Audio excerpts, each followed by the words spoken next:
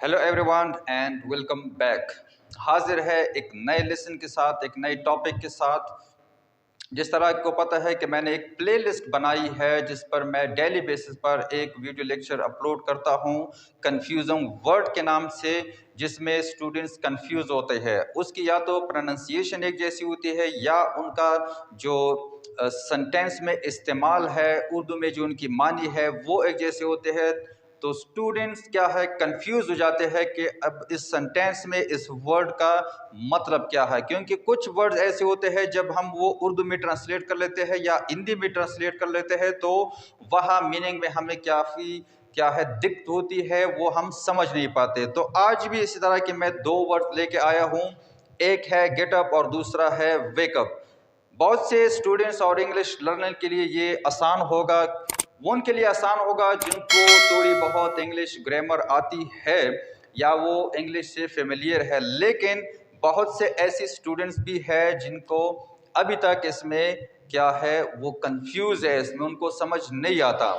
तो अगर आपको तो इसमें मसला नहीं है, आपको ये आते हैं, तो ये वीडियो आपके लिए नहीं है, आप इसे स्किप भी कर सकते हैं। लेकिन अगर आपको इसमें क्या है अब भी कुछ दुश्वारी है, कंफ्यूजन है, तो एंड तक आपने ज़रूर देखनी है और आपके राइट हैंड पर जो सब्सक्रिप्शन का बटन है उसको भी आपने क्लिक करना है, ताकि हर नई आने वाली वीडियो जो मैं अपलोड करता हूं उसकी नोटिफिकेशन आपको मिलती रहे।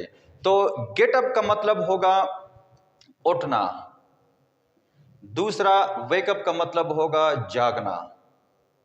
अच्छा, गेटअप जो है, एक तो इसका मतलब यह है कि बेड से उठना, जब हम जाग जाए, जागने के बाद हम बाकायदा तौर पर जब बेड से उठे तो वह हम क्या कहेंगे कि आई get up early in the morning.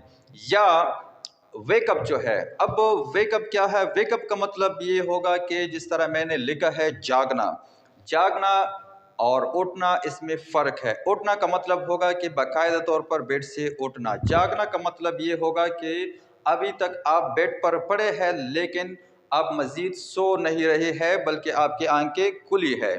तो नींद से उठने को हम क्या कहेंगे, वेकअप, और बेड से उठने को हम क्या कहेंगे, गेटअप। अब एग्जाम्पल देख ले, ये कुछ स्टूडेंट्स के लिए तो ये कंफ्यूजन हो गए, लेकिन अब अगर आपने यहाँ तक सही तरीके से फुली कंसंट्रेशन से ये दो वर्ड देखे होंगे तब इन सेंटेंसेस में आपको कोई दुश्वारी नहीं होगी।